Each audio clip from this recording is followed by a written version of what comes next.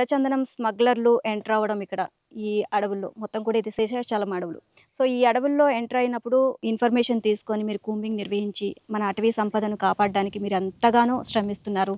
దాని వెనక ఎన్నో కష్టాలు పడుతున్నారు. వాటన్నిటిని అధిగమించి మీ మెయిన్ గోల్ మా అటవీ సంపదను కాపాడాలి అన్న గోల్‌తోనే ముందుకు వెళ్తున్నారు. అసలు ఈ అడవి గురించి, అలాగే అసలు ఈ కూంబింగ్ గురించి మొత్తం మాకొకసారి వివరించండి సార్. శేషాచలం అటవీ ప్రాంతంలో విస్తారంగా ఎర్రచందనం చెట్లు ఉన్నాయి. ప్రపంచవ్యాప్తంగా ఈ ఎర్రచందనం చెట్లకు చాలా డిమాండ్ ఉంది.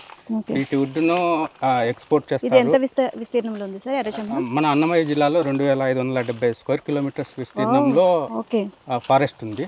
దీంతో ఎర్రచందనం చెట్లు మెయిన్గా బాలపల్లి, రైల్వే కోడూర్, సానిపాయ, రాజంపేట, రాయచోటి, చిట్వేల్ జిల్లాల్లో ఎర్రచందనం విస్తారంగా ఉంది. ఇక్కడ ముఖ్యంగా స్మగ్లింగ్ ప్రాబ్లం ఉంటుంది.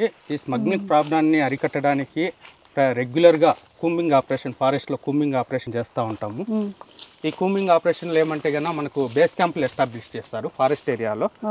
ఈ బేస్ క్యాంపుల్లో ప్రొటెక్షన్ వాచర్లు, ప్రతి బేస్ క్యాంప్లో 5 మంది ప్రొటెక్షన్ వాచర్లు ఉంటారు.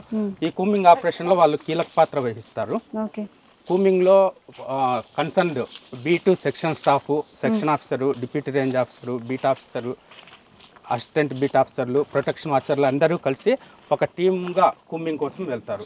కూంబింగ్ వెళ్ళేటప్పుడు మనకు నిత్యావసరాలైన వాటర్ బాటిల్స్ కానీ లేకపోతే స్నాక్స్ కానీ ఇది పెట్టుకొని మనం ఒకసారి అడవిలోకి ఎంటర్ అయినామంటే ఎప్పుడు తిరిగి వస్తామో తెలియదు. సడన్గా ఏదైనా జరగచ్చు. ఇప్పుడు ఫర్ ఎగ్జాంపుల్ స్మగ్లర్స్ ఎదురైనారంటే వాళ్ళని చేజ్ చేయాల్సి వస్తుంది.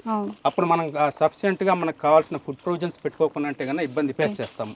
అందుకని అటువంటి బ్యాగ్స్, GPS రీడింగు, ఈ ఎక్విప్మెంట్స్ అన్నీ పెట్టుకొని మనం కూంబింగ్ స్టార్ట్ చేస్తాము. కూంబింగ్ ఎక్కువ ఎర్రచందనం చెట్లు ఎక్కువ ఉంటాయో మెయిన్ రస్తాలు, ఎంట్రీ ఎగ్జిట్ పాయింట్లు ఇవన్నీ కవర్ చేస్తూ మనం కూంబింగ్ ఆపరేషన్ స్టార్ట్ చేస్తాం.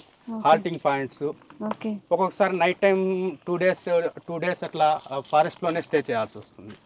అట్లాంటప్పుడు ఫుడ్ ప్రొవిజన్స్ కూడా అక్కడే వండుకొని చేసుకొని తినడానికి ఏమన్నా కావాలంటే కానీ అవి కూడా పెట్టుకొని ప్రతి ఒక్కరు ఒక టీం సఫిషియెంట్గా రెడీ అయ్యి వెళ్తారు.